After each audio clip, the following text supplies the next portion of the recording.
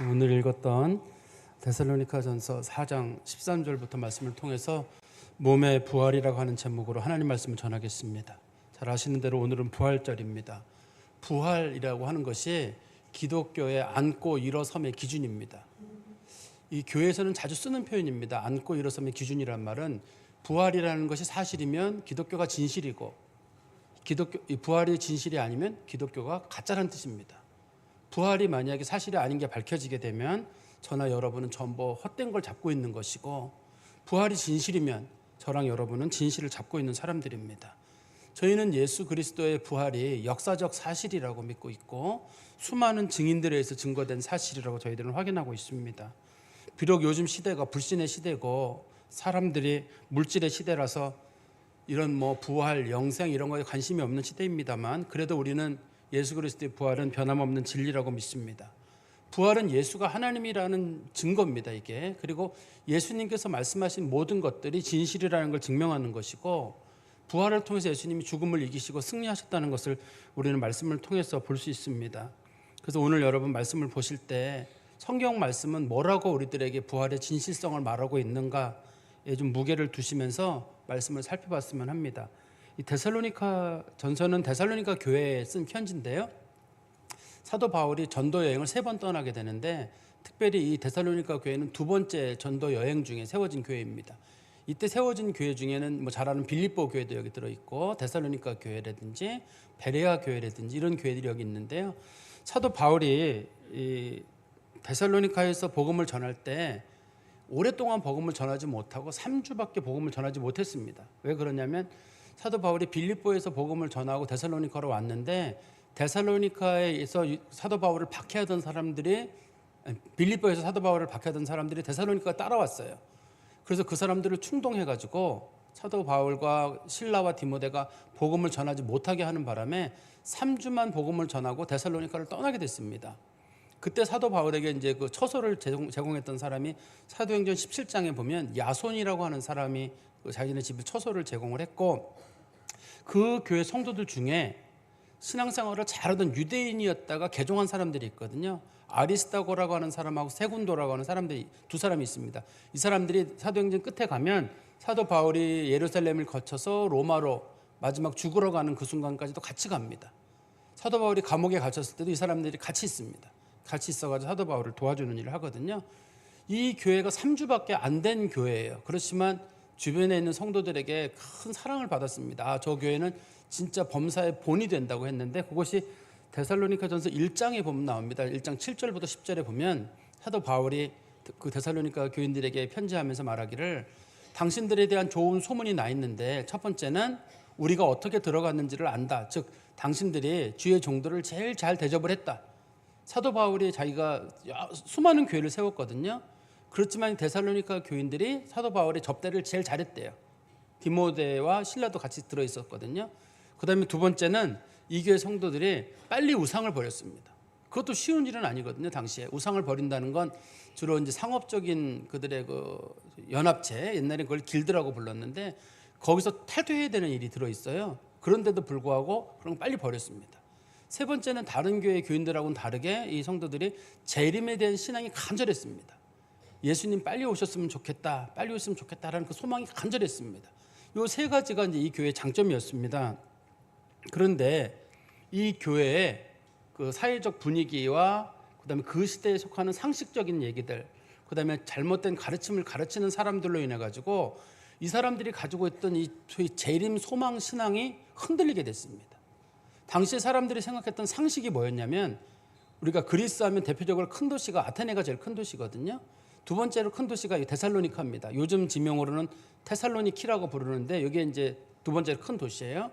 이 큰 도시 사람들이 매우 합리적인 사람들이어가지고 이 사람들은 주로 뭐였냐면, 아니 사람이 예수 그리스도께서 오시면 우리가 예수 그리스도를 만나러 갈 수 있다. 단 예수 그리스도가 오셨을 때 그때까지 살아있는 사람들은 천국에 올라가서 주님과 함께 살 수 있지만, 그 전에 죽은 사람들은, 예수님 오시기 전에 죽은 사람들은 몸이 다 썩고 부패가 되는데 그 사람들이 부활한다는 건 현실적으로 어려운 일이다. 즉 이 몸이 그대로 가는 건 가능하다는 거예요. 예수님께서 우리를 공중에 불러주셔가지고 가는 건 가능한 일일지도 모르겠는데, 썩은 몸이 어떻게 부활하냐는 거예요. 예를 들어서 사람이 죽어서 몇 년 지난 다음에 시신이 다 부패가 됐어요. 그게 어떻게 다시 몸이 생겨가지고 어떻게 부활하냐는 거예요. 혹은 사람을 화장시켰단 말이에요. 화장시켰는데 화장시킨 뼈를 또 요즘은 또 어떻게 해가지고 또 물에다 섞어버린다든지 뭐 땅에 묻어버린다 하잖아요. 그게 어떻게 부활을 할 수 있냐는 거예요. 그런 바람에 성도들의 마음속에 하나의 갈등이 생겼습니다. 그래서 우리가 그러면 재림을 기다리는 게 무슨 소용이 있냐는 거예요. 살아있는 동안에 예수님이 오시면 다행인데 만약에 우리가 죽고 난 다음에 예수님이 오신다. 그럼 우리는 예수 믿는 게 헛것이거든요. 내가 부활도 못 될 건데 예수님 믿으면 뭐예요? 다 사라진다는데. 성도들이 그런 갈등이 많이 생겼는데 그 시대 사람들이 가지고 있는 상식이라고 하는 것들이 어쩌면 합리성을 추구하는 오늘날의 상식과 비슷할 수도 있어요. 오늘날의 사람들은 성경이 뭐라고 말했느냐라는 말보다는 과학적으로 그게 합리적이냐. 요즘 사람들에게는 진실의 기준이 성경이 진실이 뭐 이런 개념보다는 과학적으로라는 말이 가장 합리성의 기준이에요. 요즘 사람들의 또 한 가지 중요한 기준 중에 하나는 영혼이 어떻고 사람의 영생이 어떻고 속마음이 어떻고 이런 건 별로 중요하지 않아요. 사람들이 중요하게 보는 건 물질적인 어떤 데이터가 더 중요하다고 보거든요. 우리 시대의 모습이 어쩌면 그 시대의 사람들과 비슷한지도 모르겠습니다. 우리가 한번 우리 자신에 그래서 이 말씀을 통해서 보면서 우리들의 신앙의 문제를 고민할 때 이 말씀이 상당히 도움이 되지 않을까 하는 생각이 듭니다. 우리가 사도신경을 고백할 때 조금 전에 고백했습니다만 우리는 몸이 다시 사는 것과 영원히 사는 것을 믿사옵나이다 이렇게 신앙 고백을 했잖아요. 몸이 다시 사는 거라는 말이 줄여서 말하면 부활에 대한 고백이거든요. 그런데 이 예수 그리스도께서 다시 사는 것, 그다음에 우리가 다시 산다는 걸 믿는 것, 요것을 믿는 사람들에게는 성경에서는 영생과 죄사함이 주어집니다. 우리가 예수 믿는 사람들이 예수 믿고 천국 간다, 영생한다, 부활한다 할 때 이 기준이 예수 그리스도의 부활을 믿고 내가 부활한다고 믿는 사람들, 이 사람들이 영생을 얻고 죄사함을 얻어요. 그렇지만 이거를 믿지 않으면 영생도 죄사함도 받지 못하게 됩니다. 그리스도의 부활을 믿는 사람들에게는 죄사함이 임하고 죄사함을 받은 사람들은 부활을 하게 되고 부활한 사람들은 영생을 얻게 된다. 이게 이제 일반적인 기독교의 가르침이거든요.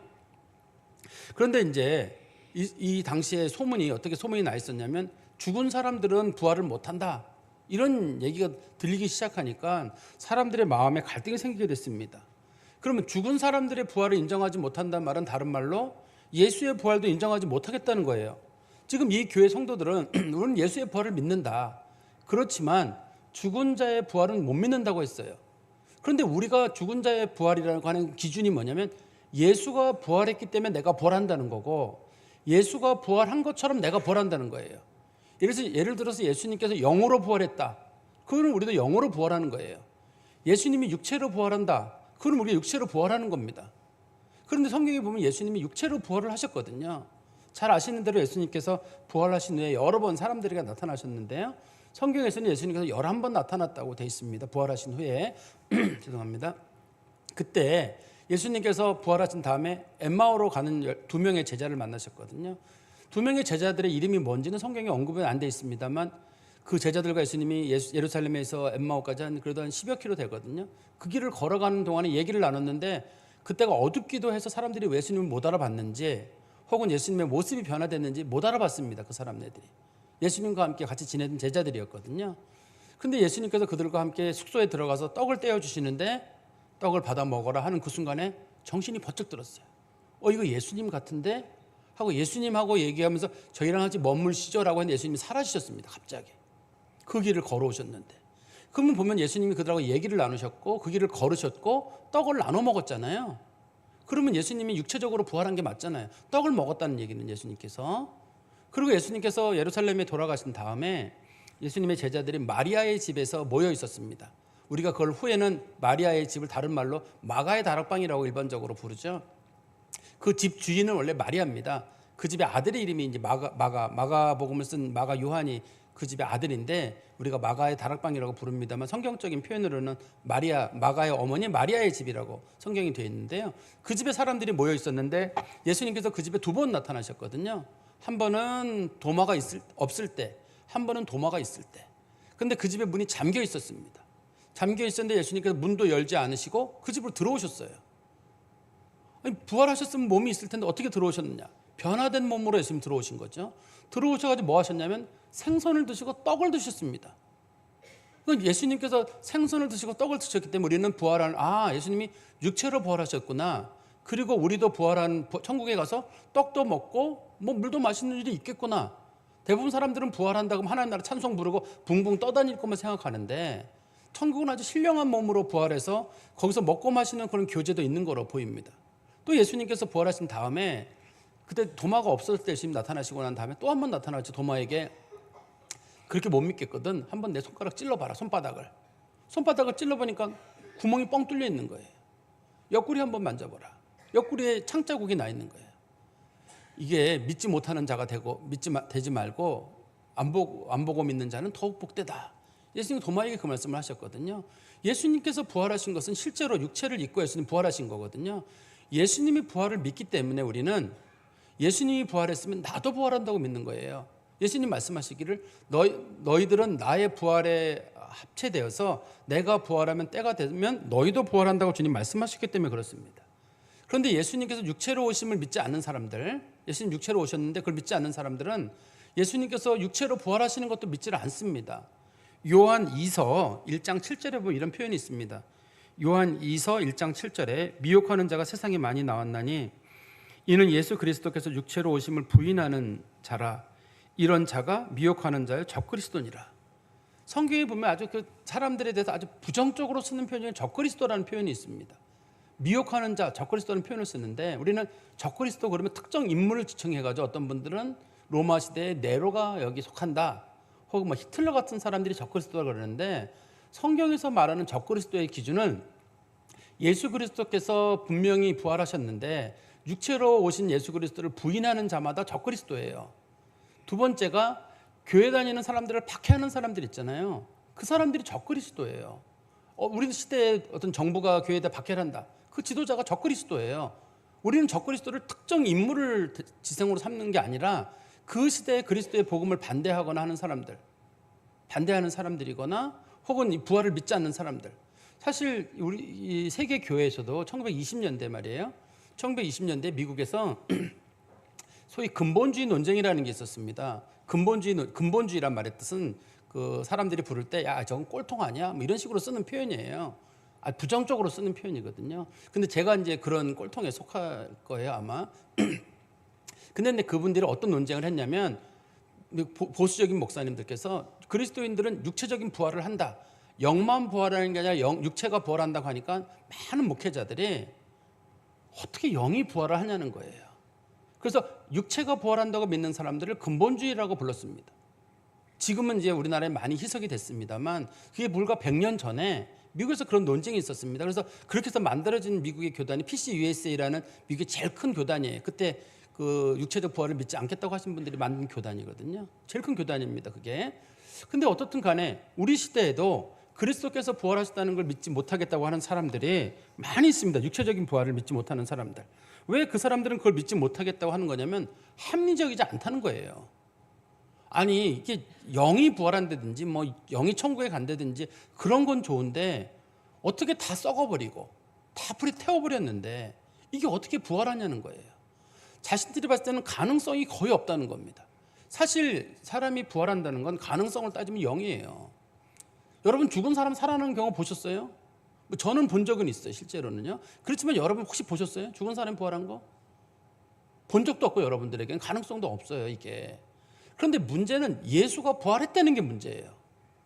가능성은 제로인데 그렇지만 이게 부활했다는 게 문제예요. 가능성이 중요한 거냐, 사실이 중요하냐. 우리가 요즘은 사실이라는 말보다 영어를 쓰면 조금 그게 더 와닿는지 모르겠는데 팩트라는 말을 사람들이 많이 쓰잖아요. 예수의 부활은 역사적 사실의 문제인 거고 실제로 있던 일인 거고 부활이라는 게 가능하냐 가능하지 않냐 하는 거는 가능성의 소위 통계적 개념이에요. 실제로는 사람 중에 부활하는 사람 거의 없어요. 드뭅니다. 가능성이 0에 가깝거든요. 뭐 0에 수렴한다고 우리가 하잖아요. 0에 가까워요. 그렇지만 실제로 예수가 부활했기 때문에 부활은 사실이냐 아니냐 할 때 부활은 사실인 거예요. 실제로 그런 일이 있었기 때문에 그게 어떻게 가능한 일이야. 가능성은 없어요. 그러나 그게 실제로 있던 일이란 말이에요.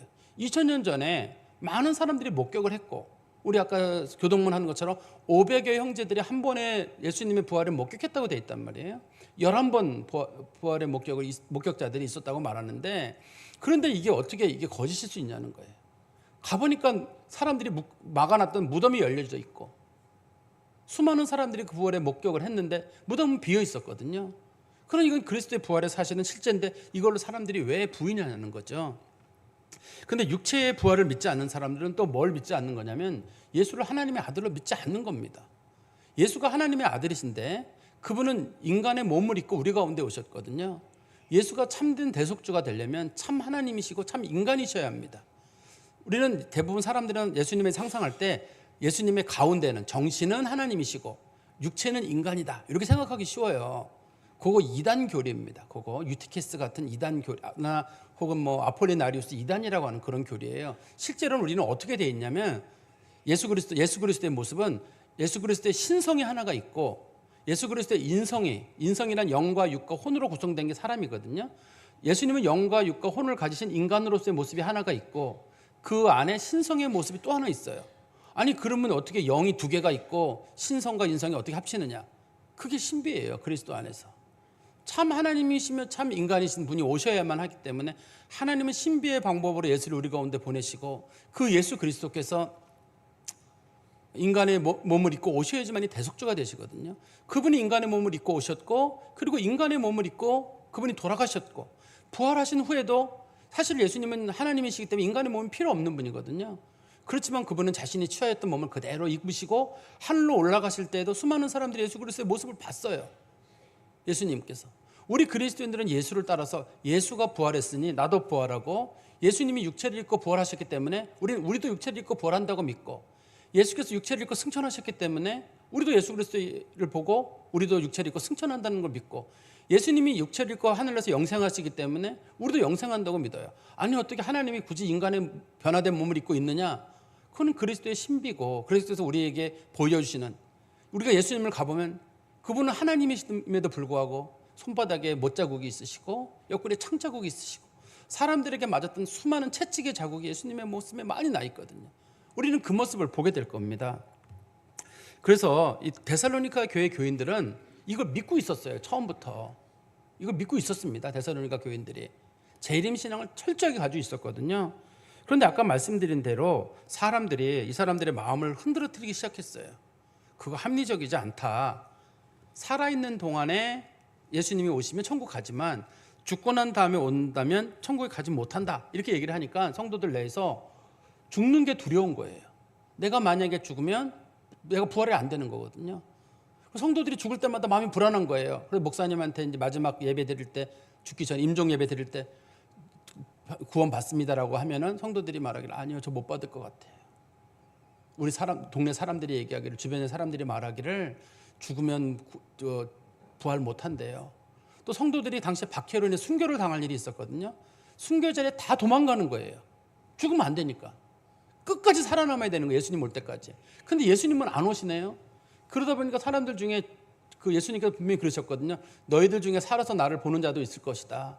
또 사도 바울도 빌립보서를 보면 성도들에게 너희들의 관용을 모든 사람들에게 나타내라. 주께서 가까우시다. 예수님 곧 온다고 했는데 안 오시다 보니까 성도들이 순교의 자리에 도망가게 되고 교회가 난리가 난 겁니다. 사도 바울이 그들을 향해서 죽는 자들이 혹이라도 부활하지 못한다고 사람들이 말할지라도 너희들 절대 그들의 말을 믿지 말고 그들의 유혹에 넘어가지 마라. 우리 13절에 한번 보십시오. 형제들아 자는 자들에 관하여는 너희가 알지 못함을 우리가 원하지 아니하노니 이는 소망 없는 다른 이와 같이 슬퍼하지 않게 하려 함이라. 죽는 자체를 슬퍼하는 것이 아니라 죽고 난 다음에 부활하지 못한다는 말을 사람들이 얘기를 하다 보니까 그 시대의 흐름 때문에 사람들이 죽으면서 한없이 슬퍼하는 거예요. 예수님이 빨리 오셨으면 내가 천국에 가는데 예수님이 늦게 오시는 바람에 나는 사라지는구나. 근데 성경에 보니까 자는 자들이란 표현이 있잖아요. 자는 자들이란 말에 성경에서 죽음에 대한 은유적인 그런 표현입니다. 이게 비유를 나타낸 거잖아요. 그런데 이제 이거를 가지고 어떤 분들이 예수 믿으면 사람들이 실제로는 자고 있다가 예수님이 오시면 우리를 깨워주셔가지고 우리가 그때 당시에 다시 새롭게 산다. 육체는 사라지게 되고 영은 우리가 잠이 든다 이렇게 말하거든요. 어떤 분들은. 그러면서 이제 성경에 우리가 믿고 있는 건 뭐냐면 우리는 죽자마자 곧바로 하나님 나라에 가요, 육체가. 그랬다가 예수 그리스도 재림하시는 날에 예수님께서 우리들의 죽은 육체를 다시 살려주셔가지고 영과 육이 합치가 돼가지고 함께 그리스도와 더불어서 천년왕국에서 살게 하시는 것, 그것이 성경의 가르침이란 말이에요. 근데 여기 잔다는 말이 나오다 보니까 아니에요. 성경에 보십시오. 분명히 잔다고 돼 있지 않냐고. 그래서 자꾸만 잔다고 주장하시는 분이 계세요. 그걸 우리가 안식일교도라고 불러요. 안식일교도들은 사람이 잔다는 말을 이제 액면 그대로 받아들여가지고 성경에 잔다고 돼 있는데 왜 그렇게 하냐 그러는데, 잔다는 말도 돼 있지만 사실 죽은 자라는 표현으로 같이 돼 있는 부분이 많이 있기 때문에 잔다는 말을 죽는다는 표현으로 이렇게 이해하는 건 좀 합당하지 않는 게 아닌가 하는 생각이 들거든요. 근데 어떻든 간에 예수님께서는 우리들로 하여금 이 세상에 있는 이 육체를 가지고 그대로 갈 수가 없기 때문에 우리들을 변화시켜 가지고 천국에 합당한 사람들로 우리를 바꿔 가십니다. 근데 예수님 안에서 죽은 자들은 반드시 부활해서 천국에 이르게 되는데요. 우리 성경 말씀 보십시오. 14절 15절에 보시면 우리가 예수께서 죽으셨다가 다시 살아나심을 믿을진대 이와 같이 예수 안에서 자는 자들도 하나님이 그와 함께 데리고 오시리라. 우리가 주의 말씀으로 너에게 이것을 말하노니 주께서 강림하실 때까지 우리 살아남아 있는 자들도 자는 자보다 결코 앞서지 못하리라. 당시 사람들의 상황을 여기 보여주고 있죠. 죽으면 끝난다라고 하니까 사도 바울이 아니다. 그리스도와 함께 머물다가 예수님께서 다시 오시는 날, 재림의 날에 그 사람들을 다시 데리고 온다. 그래서 그 사람들과 우리가 공중에서 만나게 되는 거죠. 우리가 예를 들어 부모님들이 먼저 가셨다. 그럼 우리 부모님들께서 그리스도의 품에 계시다가 재림의 날에 공중에 예수님이 우리를 데리러 오실 거거든요. 그때 부모님들의 모습이 변화된 모습으로 오셔가지고 우리 올라오나 안 올라오나 보다가 올라왔다 그러면 막 박수 치면서 왔다, 잘했다, 반갑다 이렇게 하실 거고, 우리 먼저 간 성도들 다 거기서 만나는 거예요. 그리고 그 다음에 살아있는 성도들도 이 육체를 벗어버리고 가거든요. 살아있는 사람들이 이 몸을 그대로 가져가는 게 아니라 영생에 합당한 몸으로 우리 몸을 변화시켜 주셔가지고 우리가 또 변화해서 하나님 앞에 공중에 올라가서 주님을 만나게 됩니다. 우리가 이 말씀을 가지고 마음에 좀 위로를 삼는 것이 필요한데요. 다시 성경 말씀 보십시오. 우리가 15절에 보시면 우리가 주의 말씀으로 이것을 너에게 말하노니 할 때 주의 말씀이란 말이 이 시대에는 성경이 신약 성경이 기록되기 전이에요. 신약 성경 중에 제일 먼저 기록된 것이 데살로니가 전서예요. 일반적으로 알려져 있기를 우리가 과거의 순서대로 보면 마태복음이 제일 먼저 기록되고 요한계시록이 맨 마지막에 기록됐으면 좋겠는데 순서로는 데살로니가 전서가 제일 먼저 기록되다 보니까 이때는 성경이 없었어요, 특별히. 그래서 주의 말씀이란 말은 사도들과 선지자들에게 주셨던 주님의 계시와 그다음에 성도들이 가지고 있던 신앙 고백이에요. 당시에 성도들은 어떤 신앙 고백을 하고 있었냐면 몸이 다시 사는 것과 영원히 사는 것을 믿는다는 신앙 고백을 가지고 있었거든요. 그 신앙 고백이 오늘날 우리에게 사도신경이라는 이름으로 지금까지 전해지는 겁니다. 그래서 예수 그리스도에게서 부활하시는 날은 정말 엄청난 사건이 우리에게 있을 겁니다. 우리 한번 16절에 보십시오. 주께서 호령과 천사장의 소리와 하늘의 나팔 소리로 친히 하늘로부터 강림하시리니 그리스도 안에서 죽은 자들이 먼저 일어나고 그에 우리 살아남은 자들도 그들과 함께 구름 속으로 끌어올려 공중에서 주를 영접하게 하시리니 그리하여 우리가 항상 주와 함께 있으리라. 여기 보면 예수님께서 부활하시는 날, 재림하시는 날의 모습이 언급되어 있는데요. 제일 먼저는 주께서 호령 소리가 들린다. 호령 소리란 말이 영어로 샤우팅이라고 부릅니다. 이거를요. 큰 소리로 예수님 오십니다 하는 소리가 어디서 들려오는 거예요. 여러분들이 잠결에 듣든 길을 가다 듣든 간에 예수님 오신다는 소리가 들 때는 귀를 기울이셔야 돼요. 오긴 멀어 이러지 마시고 귀를 기울이시고, 그 다음에 천사장의 소리가 들리는 거예요. 천사장의 소리란 말이 이거는 그냥 영어의 보이스거든요. 사람들이 하는 말처럼 천사장의 사람이 들리는 말로 예수님 오시니 전부 다 무릎을 꿇고 준비하십시오 이런 얘기가 들리는 거예요. 그 다음에 하나님의 나팔 소리가 들리는 거예요. 어디선가 나팔 소리가 들릴 때는 누가 연주하나 보다 그렇게 보지 마시고 참 마음이 예수님 오실 수도 있겠다. 이제 여담입니다만 저는 새벽에 좀 일어날 때 혹시 잘 깨지 못할까 봐 알람을 3개를 맞춰 놓거든요. 보통 그 나팔 소리예요. 나팔 소리를 해놨습니다. 그래서 그래서 깨겠다고 해놨는데 어떤 때 이거 깜빡 어떤 날 정신이 저간 날은 오셨나 그런 생각이 들 때가 있어요. 우리 성도님들께서도 이거 준비는 항상 하셔야 돼요. 예수님 오신다는 소리가 어디서 들리고 있을 때 너무 귀를 가볍게 하는 건 아닙니다만 예수님 오신다는 소리가 들릴 때 귀를 기울이시고 예수님 앞에 무릎을 꿇어라 그러면 무릎 꿇고 준비하는 마음이 있고 어딘가 나팔 소리가 들릴 때 우리 주님 불러준다는 마음을 가지고 어쩌면 이 날이 마지막일지도 모르겠다 하는 마음으로 깨어있는 마음이 있어야지 그냥 뭐 옷이나 마나 옷이 뭐 어떻고 말무가 어떻고 이렇게만 하지 마시고 너무 낭만적으로만 보지 마시고 항상 준비하는 마음으로 저는 그 어린 시절에 그 뭐 손양원 아마 그 손양원 목사님의 일화인 것 같은데요. 손양원 목사님께서는 한때 그 재림에 대한 소망이 얼마나 간절했는지 화장실을 볼 때도 항상 문을 열어놓고 보셨다고 하시죠. 예수님 오실 때 먼 하늘에 이상한 구름만 떠도 주님 오시는가 해서 잘 보다가 자기가 화장실 보다가도 제일 먼저 예수님 맞으러 나간다 그런 마음이 있으셨다고 하시더라고요. 우리 그리스도인도 그런 깨어있는 마음이 있어야 됩니다. 근데 어떻든 간에 여기 보면 부활에 대한 모습이 있는데 누가 제일 먼저 부활하느냐? 그리스도 안에서 죽은 자들이 제일 먼저 부활해요. 그리스도 안에서 부활한다는 말은 예수 믿는 사람들, 예수님 오시고 난 다음에 믿었던 사람들, 그 사람들이 제일 먼저 부활을 합니다. 그러니까 우리 성도들 중에 믿고 이미 죽은 성도들 있잖아요. 그 사람들이 제일 먼저 부활해요. 그래야지만 그 사람들이 예수님과 함께 있다가 썩지 않을 몸을 입고 다시 천국에서 우리 그 천년왕국에서 우리 공중에서 우리 기다릴 거거든요. 두 번째는 그때 예수를 믿고 있던 사람들 있잖아요. 살아있는 사람들. 그 사람들이 부활을 하게 되고 맨 마지막에 아브라함이나 이삭이나 야곱 같이 예수님 오기 전에 믿었던 사람들. 그 사람들은 나중에 부활해요. 성경의 부활의 순서에 따르면 예수 믿고 죽은 사람들이 제일 먼저 부활하게 되고 예수 믿고 살아있는 사람들 예수님 오실 때 그때까지 그 사람들이 부활하게 되고 세 번째는 아브라함과 이삭과 야곱 같은 사람들이 맨 마지막에 부활해요. 우리 마음 같아서는 오래된 사람들이 먼저 부활해야 되지 않을까 싶은데 성경에서는 예수 안에서 이 예수를 믿다가 이게 더 큰 힘이 있어서 그래요. 예수를 만나고 예수를 믿고 예수님 오신 후에 이 말이 너무 힘이 있어서 그게 아브라함과 이삭과 야곱보다 더 큰 힘이 있는 거예요. 그래서 예수 믿는 사람들에 대해서 사도 바울은 얘기하기를 너희들 죽는다 예수 믿다가 제일 먼저 부활한다. 그리고 공중에서 우리가 다 만나게 된다. 반드시 예수 믿는 사람들이 부활하고 그 부활의 자리에 이르게 되거든요. 근데 우리가 성경적인 표현 중에 17절에 이런 표현이 있습니다. 그 후에 우리 살아남은 자들도 그들과 함께 구름 속으로 끌어올려, 이 표현 있잖아요. 끌어올리라는 표현 있잖아요.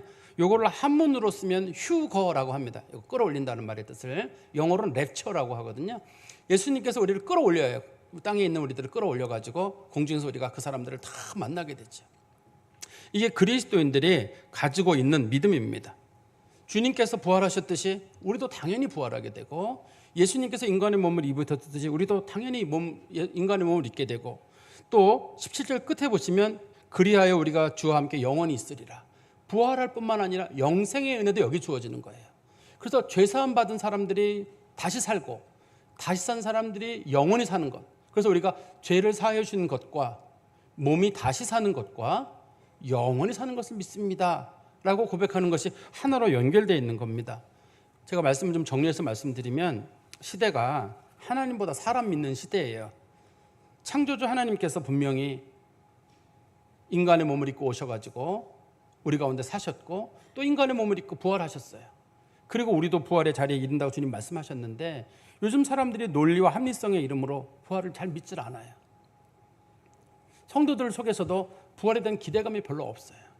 예배 시간에 참석해서 예배에 대한 듣는 동안에는 부활에 대한 생각이 있습니다만 이게 역사적인 문제냐 실제로 있을 만한 일인가의 문제에 대해서 사람들이 고민하고 있거든요. 근데 부활은 천지를 창조하신 하나님의 사건이에요. 하나님께서 하신 사건이고 또 이건 우리에게서 일어날 우리의 사건이에요. 하나님의 사건이고 동시에 인간의 사건이라서 우리에게 반드시 일어날 일들입니다. 그런데 우리 생각해 보기를 근데 목사님 말씀은 좋은데 그게 가능할까요? 요즘 같은 경우는 사람들을 화장해가지고 그 화장한 사람들을 불에 태워가지고 그 가루를 빻아가지고 땅에다 묻어버리기도 하고 그걸 물에다가 이렇게 풀어버리기도 한다고 그러고 요즘은 수장이라 그래가지고 물에 빠뜨리는 거 말고 어떻게 물로 이렇게 해가지고 하면은 싹 사라지게 하는 그런 기술이 있대네요. 뭐 그런 것도 요즘 유행한다 그러고 또 요즘은 사람의 몸에 있는 그 탄소 있잖아요. 뼈 같은 거 말고 탄소 부분이 있거든요. 그거를 잘 모아가지고 조그만 다이아몬드로 만들어가지고 가족들에게 목걸이로 주는 것도 요즘 장례 방법 중에 하나라네요. 뭐 죽은 다음에 다이아몬드로 남으면 좋은지는 모르겠습니다만 하나님은 생각하기를 목사님 그 다이아몬드가 이게 부활해서 올라간다든지 다 사라진 다음에 가능하겠습니까? 이거는 우리의 상상과는 아무 상관없어요. 이거는 하나님이 하실 일이에요. 이거는 하나님의 능력이고 예수의 능력에 기인한 일이고 불가능을 가능하게 하시는 창조주의 일인 거지, 이건 우리의 상상 여부와 상상력하고 상관이 있는 게 아닙니다. 우리가 합리성을 가지고 볼 게 아니라 하나님의 아들이 하신다면 하시는 거고, 하나님의 아들 앞에 불가능이 없기 때문에 우리가 이걸 믿고 받아들이는 거거든요. 우리 그리스도인들은 예수 믿는 그 믿음 가지고 분명히 우리가 변화돼서 영에 합당한 몸을 입을 겁니다. 성경 말씀 하나 보실까요? 고린도전서 15장 42절에서 44절입니다. 고린도전서 15장 42절에서 44절에 보시면 죽은 자의 부활도 그와 같으니 썩을 것으로 심고 썩지 아니할 것으로 다시 살아나며 욕된 것으로 심고 영광스러운 것으로 다시 살아나며 약한 것으로 심고 강한 것으로 다시 살아나며 육의 몸으로 심고 신령한 몸으로 다시 사나니 육의 몸이 있은즉 또 영의 몸도 있느니라. 육체가 몸이 있듯이 우리가 변화된 다음에 신령한 몸을 입고 부활하는 은혜도 우리 가운데 반드시 있다는 거죠. 다시 한번 정리하면 예수님께서 분명히 우리를 다시 데리러 오신다고 말씀하셨습니다.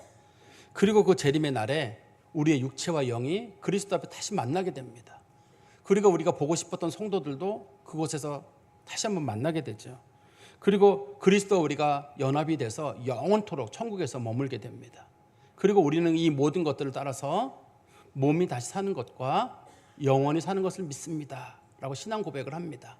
여러분들이 이 신앙 고백에 목숨을 걸으시고 확신 가운데 서시기를 간절히 소망합니다. 기도하겠습니다.